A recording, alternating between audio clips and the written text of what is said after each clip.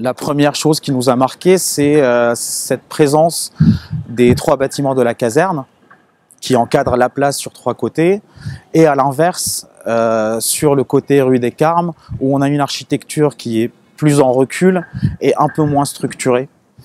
Et donc, la première idée qu'on a eue, c'était de venir reconstituer cet environnement de la place en créant un bâtiment qui soit proche des bâtiments existants au niveau de la volumétrie et de la morphologie.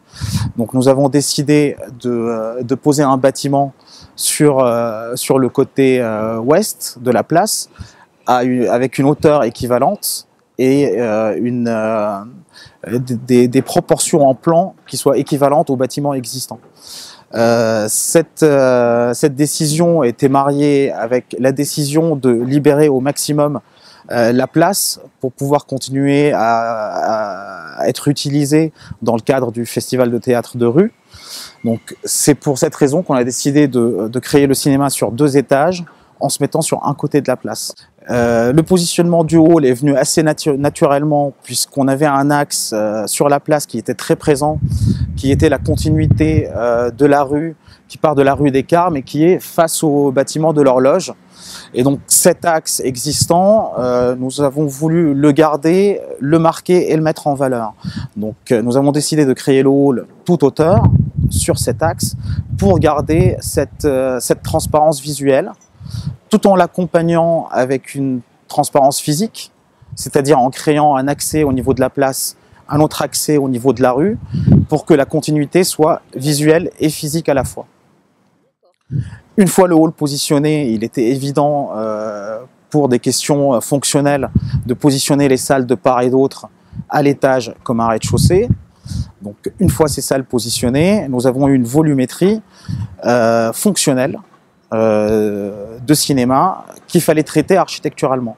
Une fois ces salles dessinées en coque, nous avons travaillé la peau.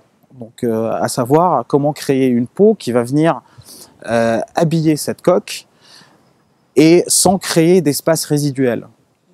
Donc comme nous avons des salles qui n'ont pas les mêmes profondeurs, les mêmes hauteurs, les mêmes largeurs, ça crée des redans dans la façade.